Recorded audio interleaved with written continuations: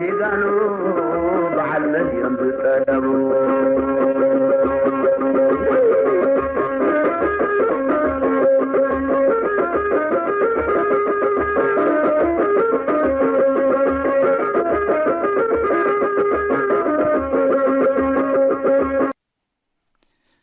ገብረ ጻድቅ ጓንጉል ኩባ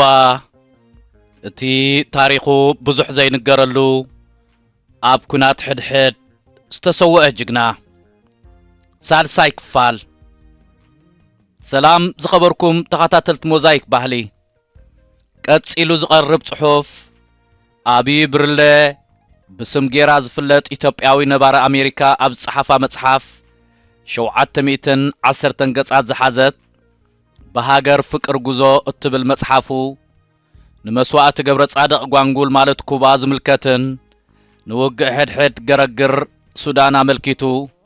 ካብ ገጽ 564 ክሳዕ ገጽ 576 በአምሓርኛ ጸሓፎ መሳርሕትና ገብረ ሚካኤል ፍስሐየ ናብ ትግርኛ ዝተርጎመ እዩ ኣብይ ብርለ ወይ ከአጌራ ተምሃራይ ሳልሳይ ዓመት ኃይለ ሥላሴ ዩኒቨርሲቲ ናይሎም አዲስ አበባ ዩኒቨርሲቲ ኣብ ዝነበረሉ ግዜ ካብ ኢትዮጵያ ወጽዩ ምስ 4 ብጾቱ ናብ ሶማል ምስከደ ኣብ ሶማል በመንግስት ሶማል ተኣሲሩ ድሕሪ ናይ 1 ዓመት ማእሰርቱ ኸኣ 6 ኤርትራውያን ሓደ ካብኦም ናይ ድሓር ስሙይ ጅግና ጴጥሮስ ሰሎሞን ዝርከብዎም ከምኡውን 5 ኢትዮጵያውያን ኣብዩ ብርለ ወሲካ ብምትሕባር ሳበን ወልደ አብ ወልደ ማርያምን ካብ ቤት ማእሰርቲ ሶማል ወጽዮም ናብ የመን ካብኡ ብምትሕባር ኢሳያስ አፈወርቂ ኸኣ ናብ ሰልፍ ናጽነት ናይ ድሓር ካልኣይ ወገን ህዝባዊ ኃይልታት ተሰሊፎም ምስቶም ኣስታት 150 ዝኾኑ ተጋደልቲ ተጸምበሩ ኣብዩ ካብ 1972 ዓመተ ምህረት ክሳዕ 1975 ምስ ህዝባዊ ኃይልታት ጸንሐ ኮይኑ ኣብ 3 ዓመት ጻንሐቱ ዝተኻፈሎ ውግኣት ዘሕለፎ ገድልን ኣብ ልዕሊ 120 ገጻት ናይ ተዓብ መጽሓፍ ኣዘንቲይዎ ኣሎ ኣብዩ ካብ ህዝባዊ ኃይልታት ምስከደ ሓደ ካብ መስረት ዕጥቃዊ ቃልሲ ኢሃፓ ወይ ከዓ ኢሃሰ ኮይኑ በመጀመርታን ሓደስቲ ተጋደልቲ ዓላምን ሓኪምን ፖለቲካዊ መምህርን ድሓር ከዓ ከም ወታደራዊ ኮማንደርን ብምዃን ን5 ዓመታት ተቃሊሱ እዩ ንሱ ንሓያሎ ተጋደልቲ ህዝባዊ ኃይልታት ንበዓል ኢሳያስ ወድ ፈንቅልን ካልኦትን ብብዙሕ ነገራት ክዝክሮም ከሎ እቲ ናተይ ኣርኣያ ዝብሎን ኣብ ህይወቱ ዘይርሳዕ ዓሰር ዝገደፈን ክሳዕ ሕጂ ዘይርስዖን ኣብ ቅድሚ ዓይኑ ህይወቱ ዝሓለፈትን መኻርን ፍቱውን ሰብ ግን ገብረ ጻድቅ ጓንጉል ማለት ኩባ ብምባል ይጠቕሶ ኣብዩ ኣብቲ ናይ 3 ዓመት ጻንሐቱ እታ ዓጢቕዋ ዝነበረ ካላሽን ገብረ ጻድቅ ዝዋጋኣላ ዝነበረን ምስተሰወአት ተረከባን ካላሽን ያ ነይራ ምጽሓፊ ኣብይ ብርለ ብቴሌፎን ተደዋዊልና ምስዕለልናውን ነዚ ሓቂ እዚ ይደጊሙለይ ንምሉእ ትሕዝቶ እቲ ጽሑፍ ንምክትታል ናባኹም ኣብ ገረግር ሱዳን ናይ ቃልሲ ዕረፍትን ኣብቅዐ ተኽሊት ተገይሩ ምስተዛዘመ ካብ ክፍል ሕክምና ወጽኤ ናብ ካልእ ኃይል ምስተወዛዕኹ ናይ ነገር አጋጣሚ ኣብታ ወዲ ገብሩ ማለት መብራህቲ ገብሩ ዝመርሓ ኃይሊ ሓኪም ኃይሉ ኮይነ ተመደብኩ ወዲ ገብሩ ብወታደራዊ ብቕዓቱ ኣዝዩ ዝድነቕን ደፋርን ወትሩ ዘኽብሮ ቁራጽ ተጋዳላይ ነይሩ ናብታ ብኡ ትምራሕ ኃይሊ ብምዳበይ ኣዝየ ተሓጒሰ ነይረ ኣብቲ እዋንቲ ኣብ ሰልፍ ነጻነት ወይ ድማ ህዝባዊ ኃይልታት እኹል ዝበሃል ዕጥቂ ነበረን ድሕሪ ተኽሊት ኣብ ዝቆማ 4 ኃይልታት ዝነበረ ብረት እታ ብኣሕጽሮተ ቃል ኤምጂ ትበሃል ማሽንጋን ትበሃል ሓንቲ ብሬን ጥራያ ነይራ እታ ብሬን ምድባ ኣብ ኃይልና እዩ ነይሩ በዚ ድማ ዝተሰማዕን ሓጎስን ኩርዓትን ፍሉይ ነይሩ ኣብታ ብወዲ ገብሩ ትምራሕ ኃይሊ እታ ብሬን ኣብታ ብወዲ ፈንቅል ትምራሕ ጋንታ እያ ተመዲባ ወዲ ፈንቅል ከም ሳጉኡ ፈንቅል ነይሩ እታ ሳጓውን ብጅግነቱ እያ ተዋሂባቶ ቀንዲ ስሙ ኣይፈልጦን እየ ቁመቱ ሓለንጋይ ኮይኑ ወታደራዊ ዕጥቅን ቁመናኡን ደስ ዘብል ገና ርኢ ከተብሎን ከለኻ ክምድር እንከሎ ወንኻ ዘበራብር ተጋዳላይ ነይሩ ወትሩ ድፋዕ ጸላእን ምፍንቃልን ንምድምሳስን ድሎው ዝኾነ ይዝመስል ነይሩ ክስጉምን ክዛረብን ከሎ ኣዘራርቡን ኩነታቱን ልቢሉ ንዘስተውዓለሉ ንዓይኒ ጥራሕ ዘይኮነስ ንልቢ ዝመልእ ሓረስቶት ካብ ዝኾኑ ስድራ ዝመፀን ምስተም ከምኡ ዝኣመሰሉ ኣብታ ውድብ ዝነበሩ ደቂ ሓረስቶት ብሓባር ዝነበሮም ድፍረትን ቁራጽነትን ኣዝዩ ዘደንቕ ነይሩ ኣብ ግዜ ጀብሃን ድሕሪኡን በዓል ኢሳያስ ገና ውሕዳት ኣብ ዝነበረሉ ግዜ ወዲ ገብሩን ወዲ ፈንቅልን ቆራጻት ተዋጋእቲ ከም ዝኾኑ ዝናኦም ብተጋደልቲ ይዕለል ነይሩ ኣብ ሰልፍ ናጽነት ዝነበረት ሓንትን እንኮን ማሽንጋን ብሬን ኣብ ሓይሊ ወዲ ገብሩ ካብኡ ድማ ኣብ ጋንታ ወዲ ፈንቅል ክትምደብ ዝተገብረሉ ቀንዲ ምኽንያት ዝናኦምን ጅግንነቶምን ተራእዩ ኣንጻር ጸላኢ ኣብ ዝግበር ግጥም ብግቡእ ከም ዝጥቀሙላ እቲ መሪሕነት ስለ ዝኣመነሉ እዩ ነታ ብሬን ስከማን መድፈዕ ኣጂኣን ድማ ወዲ ተኽሎም ዝበሃል ጸብደል ሓረስታይ ብጻዮም ነይሩ ንሱውን ርኢ ከተብሎ ከለኻ ወተሃደራዊ ቁመንኡ ሃነን ዘብል ተጋዳላይ ነይሩ ደፋርን ተባዕን ድልዱል ዝኾነ ኣካላት ዝውንንን መንእሰይ ብምንባሩ እዩ መድፈዕ ኣጂ ናይታ ብሬን ክኸውን ተመሪጹ ወዲ ተኽሎም ብዛዕባ ውግእ ብሩቱዕ ዓንደበቱ ክዛረብ ከሎ ድፍረትን ቆራጽነትን ኩልዕ ኢሉ እዩ ዝረአ ኣብ ሓጺናዊ ሳንዱቕ ንዝመልአ ካዝናን ጥይትን እታ ብሬን ስከማ ድማ ሳጉኡ ጎሚዳ ዝበሃል ተጋዳላ እዩ ንሱውን ወዲ ሓረስታ እዩ ጎሚዳ ኣካላዊ ቁመንኡ ገዚፍን ድልዱልን ስለ ዝኾነ ጥራይ እዩ ነታ ሳንዱቕ ናይ ምስካም ሓላፍነት ተዋሂብዎ እምበር ብድፍረቱ ይመስለንን ስለምንታይ ጎሚዳ ተባሂሉውን ዝፈልጦ ይብለይን ምናልባት ኣብ ጉዕዞ እግሪ ስለ ዘይደክም ኣካላቱ ገዚፍ ስለ ዝኾነን ከቢድ ነገር ንምስካም ብዝነበሮ ፍሉይ ብቕዓትን እዩ ዝመስለኒ እዚ ኩሉ ከምዚ ኢሉ እንከሎ ኣነ ክሕዛ ዝተመደበትለይን ኣብ ትሕቲ ነጸላይን ኩሽኾይን ብኽብሪ ዝተቐመጠትን ከይትፍንጀረኒ ዝፈርሓን ቡምባ ቻይና ጥራያ ንዓኣ ምርካበይ እውን ዕድለኛ እየ ዕጥቅን ስንቅን ጥራይ ዝስከሙ ዋላ ሓንቲ ብረት ይኹን ቦምባ ዘይነበሮም ሓደስቲ ተጋደልቲ ነይሮም እዮም ምስታ ቦምባ ካልእ ስከሞ ብርክት ዝበለ መድሃኒት እውን ኣብ ሳንጣይ ኣሎ ሓደ ምሸት ኩለንተን ሓይልታት ድራር ብእዋንና በሊዕና ወትሩ ከም እንገብሮ ንሕድሮ ኣብቲ ከባቢና ናብ ዝነበረ ብርኽ ዝበለ ጎቦ ናብ ተሽክልና ማለት መደቀሲና ምራሕና ኣብኡ ምስ በጻሕና ብቕልጡፍ በቦታና ሒዝና ምስ ዓረድና ከባቢና ናብ ምሕላውን ምክትታልን ኣተና ካብ ወትሩ ፍሉይ ዝበለ ሓድሽ ነገር ኣይነበረን ጸላእ ሃንደበት መጺኸ የጥቅዓና ልዕሊ ኣብ ቀትሪ ለይቲ ኣዝዩ ልዑል ጥንቃቐ ንገብር ኣብ ማዓስከርና ኣብ ዝወዓልዎ ዝሓድሩ ውሕዳት ኣባላት መሪሕነት ንሶም እውን ኢሳያስን ሓዊስካ ኣባላት ሕክምና ክፍልታት ዜናን ስንቅን ዕጥቅን ጥራዮም ነይሮም ኣነ እውን ኣቐድም ኣቢለ ኣብ ክፍሊ ሕክምና ኣብ ዝነበሩ ኩሉ ግዜ ምሸት ናብ መሕደሪ ድፋዕ ኣይድይብን እየ ነይረ ምስ ካልኦት ብጾት ኣብ ማዓስከር ዝሓድር ነይረ ከም ዝዝክሮ ካብቶም መሪሕነት ኢሳያስ ጥራዩ ኣብቲ ንሕና ንሓድረሉ ክፍሊ ሕክምና ኣብ ጎንና ዝሓድር ነይሩ ኣብቲ ግዜቲ ቀትሪ ይኹን ለይቲ ንኢሳያስ ዝግበረሉ ፍሉይ ሓለዋ ኣይነበረን ንሱ እውን ልክዕ ከማና ከም ተራ ተጋደልቲ ምሸት ዘንጽፋ ኩሽኽን ዝኽደና ነጸላን ዝዓጥቃ ቦምባን ዓጢቕዩ ዝንቀሳቐስ ነይሩ ገረግር ሱዳን ምስኣተና ሰለይቲ ጸጥታን ዕሱባትን ሃፀይ ሃይለ ስላሴ ካብ ከተማታት ዶብ ሱዳን እናተላኣኹ ንመራሕቲ ሰውራ ኤርትራ ብፍላይ ድማ ንኢሳያስ ንምቕንጻል ብዙሕ ፈተነታት ከም ዝገበሩን ከም ዝፈሸሉን ተታሒዞም ከም ተቐጽዑን ሰማዕና ብርክት ዝበሉ ከይተበገሱን ከለዉ ሓበሬቶኦም ስለ ተረኽበ ዝተበገስሉ እኩይ ወፍሪ እንከይፈጸሙ እናተታሕዙ ናይ ሞት ፍርዲ ተበይንሎም እዩ ብዛዕባ ዘይ ኣባና ኣብቶም ካብ ሶማል ዝኣተናውን ሓደ ዘሰንብድ ኣጋጣሚ ኣጓኒፉና እዩ ምስ ተቓለስቲ ሰውራ ኤርትራ ምስ ተጸንበርና ድሕሪ ውሕዳት ሳምንታት ሓደ ጉድ ሰማዕና ንልዕሊ ሓደ ዓመት ኣብ ቤት ማእሰርቲ ሶማል ምሳና ተኣሲሩ ዝነበረን ሓደ ካብቶም 6 ኤርትራውያን ምስ በዓል ጴጥሮስ ሰሎሞን ዝነበረን ድሒሩ ናብ ሜዳ ኤርትራ ምሳና ዝኣተወን ኤርትራዊ መለስ ገብረ ማርያም ሰላይ ኢኻ ተባሂሉ ተኣሲሩ ክስ ቀሪቡሉን ጭብጥ ስለተረኽበሉን ብሞት ተቐፂዑ ዝብል ጽንጽንታ ሰማዕና ገረግር ሱዳን ካብ ዝኣተናሉ ግዜ ጀሚርና ንመለስ ሪአየ ይፈልጥን እየ ከም ዝተነገረኒ ሓላፍነት ኮሚሰር ጋንታ ከም ተዋሃበውን ሰሚዐ ነይረ ቅድሚ ማእሰርቱ ሶማል እውን ኣይፈልጦን እየ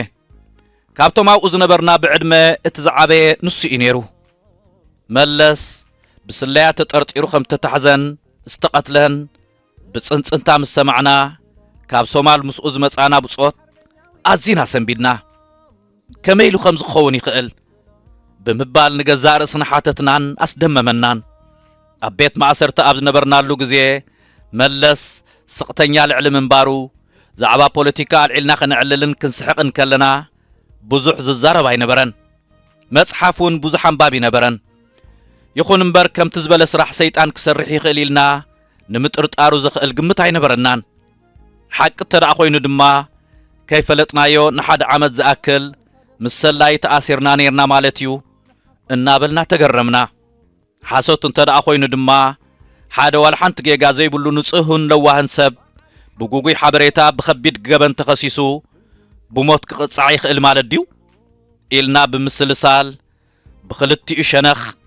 ዘፍርሕ ወረን መልሲ ዘይርከቦ ዛንታን ኢና ሰሚዕና ነቲ ሓቂ ንምፅራይ ድማ ዋላ ሓንቲ ዓቕሚ ኣይነበረናን ሓቂ ምስ ዘይከውን ከመይሉ መሪሕነት ብሞት ይቐፅዖ ኢልና በቲ ውድብ ብምትእምማን ንዝሰማዕናዮ ሰሚዕና ኣብ ከብድና ጌርናን ካብ ዝመዓት ዝውፃና ኢልና ድምፅና ሓቢእና እናጸለና ዘምፃና ጉዳይ ቃልስና ቀጸልና ኣብ ዕጥቃዊ ቃልስና ሃለኻ ኣብ ልዕሊ ተጋደልቲ ብዙሕ ዘይተሓስበ ዘሰንብት ታሪኽን ሕማቕ ዕድልን ከጋጥም ከም ዝኽእል ንፈለማ እዋን ክስቆረኒ ዝኸኣለ ድሕርዚ ኣዝዩ ኣሰንባዲ ፍጻመ እዩ ነዚ ሕማቕ ወረ ምስ ሰማዕኩ ኣነ እውን ካብ ሰርምዓቱ ሰውረኒ ንዝብል ሜዳ ምስ ወረድኩ ንዝረሳዕክዎ ጸሎት ንውሕድ እዋን ዋላ እኳ እትኾነ ምጽላይ ጀሚረ ነይረ ብፍላይ ንዓና ነቶም ኤርትራውያን ዘይኮና ምቕታል መለስ ከም ቁር ጥቅምቲ እዩ ተሰሚዑና ዋላ እኳ ንውሕድ እዋን ተኾነ ግዜ ምስ ከደግን ረሳዕናዮ ንጹሃት ሰባት ከም ዝኾንና ስለንፈልጥ ኣብ ልዕልት መሪሕነት እምነት ስለ ዝነበረናን ብዙሕ ኣይተጨነቕናን ኣብ ሓንቲ ካብተን ዝሓለፋ ምሸታት ዘይተፈልየት ምሸት ኣብ ጎቦታት ገረግር ደይብና ኣብ ድፋዕና ዝጊብና ጸላእ ንኸየጥቅዓና ብጥንቃቐ ኣብ ሓለዋን ኮለና ኣጋጣሚ ኣብታ ዝተመደብኩላ ጋንታ ወዲ ፈንቅል ዝመርሓ ጋንታ ይሓዲረ ሓኪም ሓይሊ እውን ስለ ዝኾንኩ ንስራሕ ከከም ኣድላይነቱ ንመራሕ ሓይሊ ፍቂደ ኣብ ዝተፈላለየ ጋንታታት ናይ ምውዓልን ምሕዳርን ተኽእሎ ነይሩኒ እዩ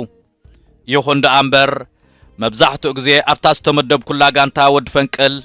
ምሕዳር እየ ዝፈቱ ነይረ እቲ መራሕ ጋንታ ጅግና ስለ ዝኾነ ጥራይ ዘይኮነስ እታ ብሬን ማሽንጋን እውን ኣብታ ንሱ ዝመርሓ ጋንታ ስለ ዘላ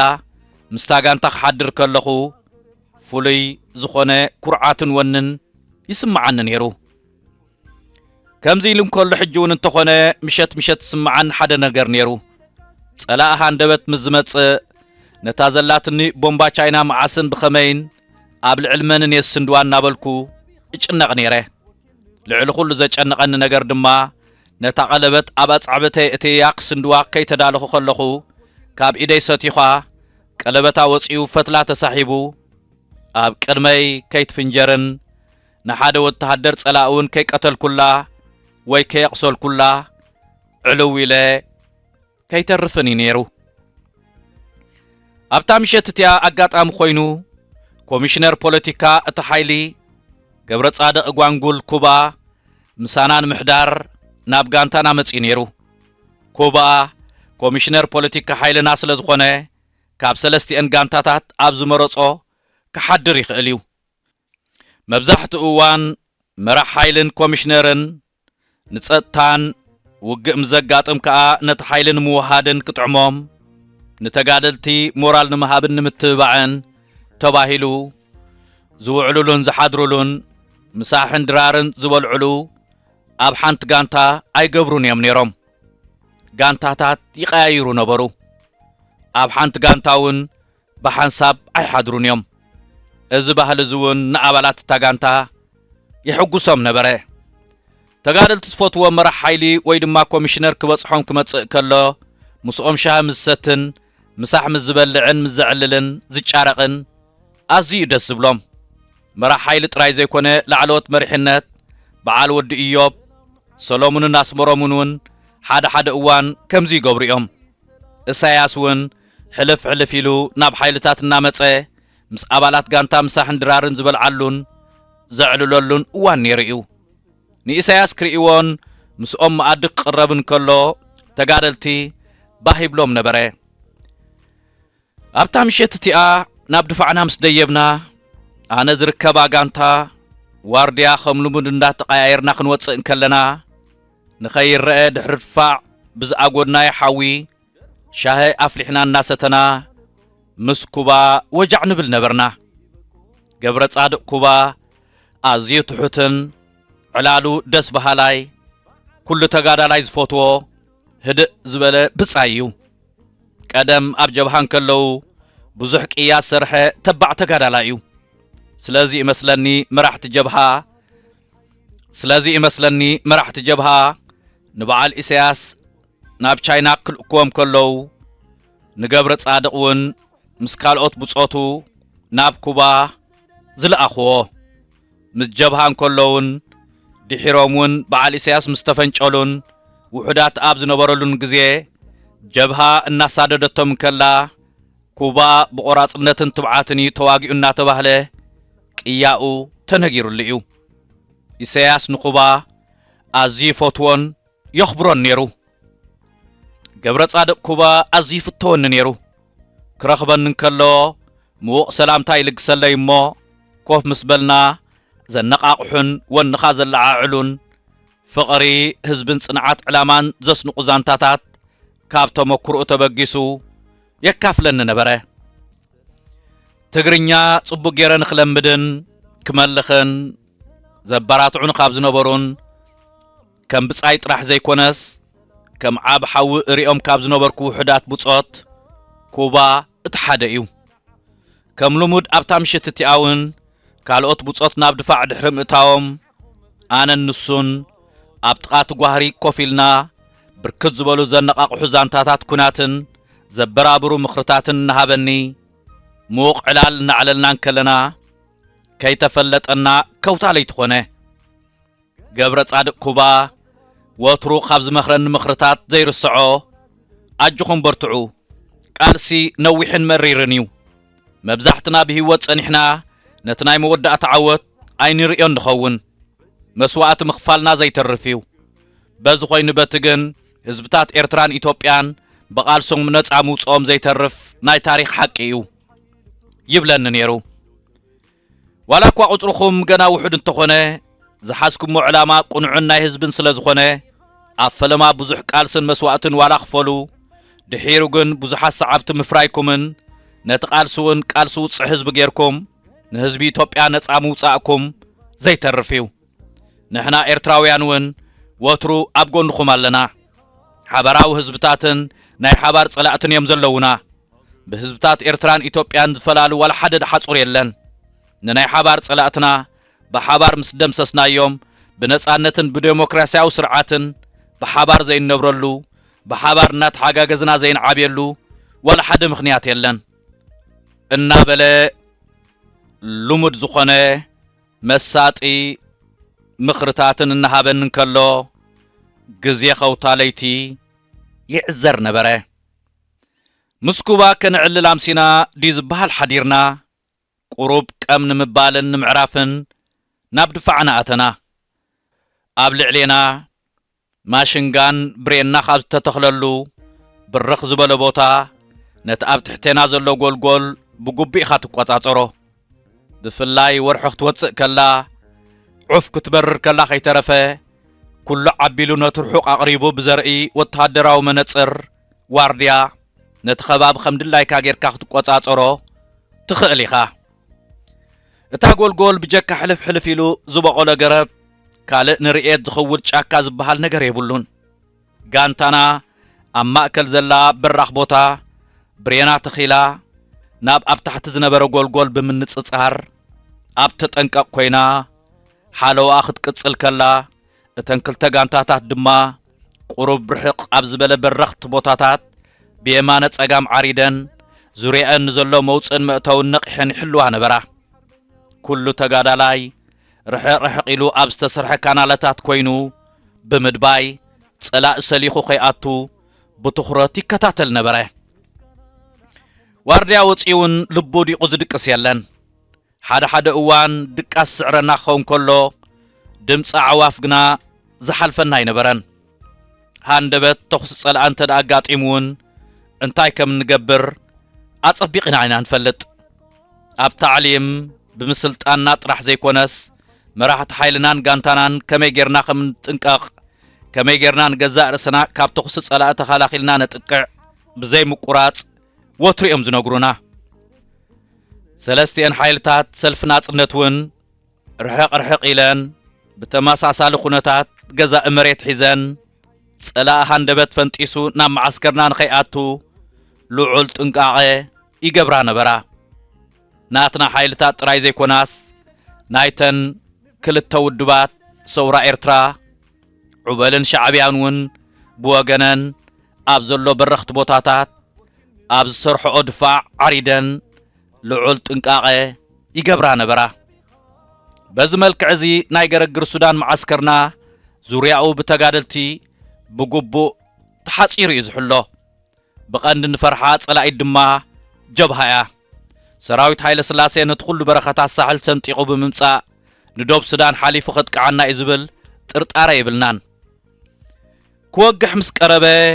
ወርሒ ጠፊኣ ዙርያና ብጸላም ክዕብልል ካብ ዝጅምር ጸኒሑ እዩ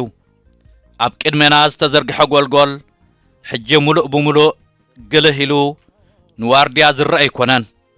መብዛሕትኡ ግዜ ጸላእ ዘጥቅዕ ድማ ከባቢ ወጋሕታ ከም ዝኾነ ተመክሮ ዘለዎም ሓለፍትና ወትሩ ስለ ዘዘኻኽሩናን ዘጠንቁናን ኩሉና ተጋደልቲ ቀልጢፍና ካብ ድቃስና ተበራቢርና ነጸላና ጠዊና ዕጥቅና ሸጥ ኣቢልና ኢና ንጽበ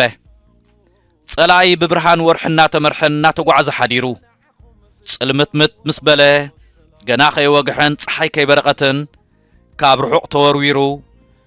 ኣዳህሊሉ መጥቃዕቲ ክገብር ስለ ዝኽእል ተጠንቀቑ ስለ ዝበሉና ኣብ ከባቢ ወጋሕታ ኣብ ዘሎ ሰዓት ድቃስ ዝበሃል ኣይወስደናን እዩ ብሓፈሽኡ ኣብ ሜዳ ቃልሲ ብፍላይ ድማ ኣብ ኣስጋእ ቦታ እንተደኣ ሃሊና ከም ቆቓሕ 10 ግዜ ስለ ንብህርር ንሓደ ሰዓት ዝኣክል እውን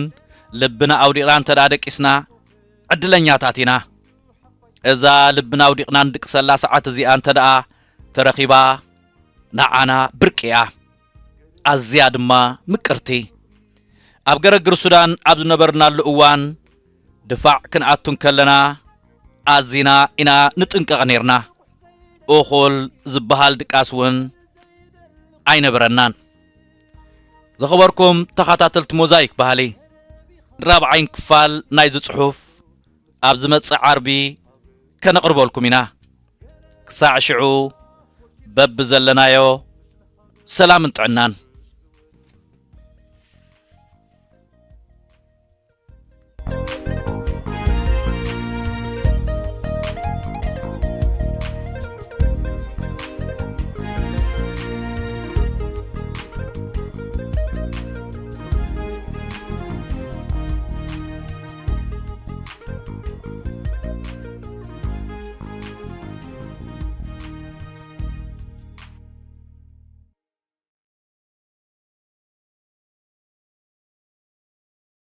بسرات مفكرت نباب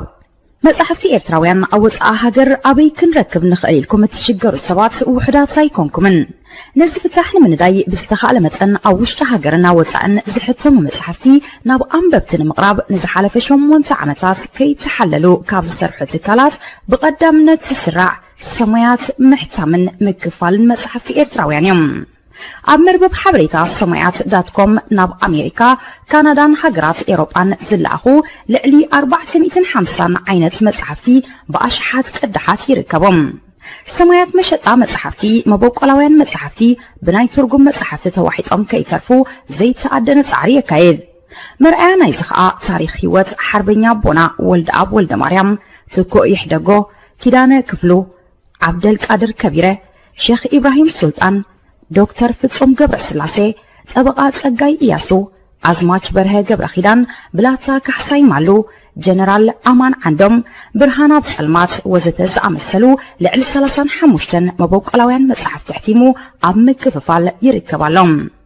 ሰማያት መሸጣ መጽሐፍቲ ዝርግሐ መጽሐፍትን ምድንፋዕ ንቕሓቲ ኤርትራውያን ክብን ምባልን ንኤርትራውያን ጸሓፍትን ደረስትን ምትብዓን ኣብ መላእ ዓለም ምስ ዝርከቡ ኣብ ምሻጥን ምክፋልን መጽሐፍቲ ኤርትራውያን ዝነጥፉ ውልቀ ሰባትን ትካላትን ተረዳዲኡ እናሰርሐ ንዕብየት ስነ ጽሑፍ ሃገርና መሪሕ ተራ ምጽዋት ይርከብ ናይ ቅድምን ሓድሽ መጽሐፍትን ምርካብ ምርጫኹም ኣብ ሕብራት መንግስታት ኣሜሪካ ንዝመደበሩ ሰማያት መሸጣ መጽሐፍቲ ይኹን ምርጫኹም ዘዳለኹም መበቆላው ጽሑፋት ብመልክዕ መጽሐፍ ናብ ኣንበብትን ምቕራብ ሰማያት ምሕታምን ምክፋልን መጽሐፍትኹም ብዝደለኹም ዓይነት ወረቐትን ገበርን ብርትዓዋጋ ሕቲሙ ከረክበኩም ይኽእል ማኣስስ ጥራሕ صحفكم كإلى عنق حلفو حجز أرتعتن ندف جبرن زسرحلكم كإلاتات عب مرخبون حجز كنجبر نخل بس احنا كتعجبهم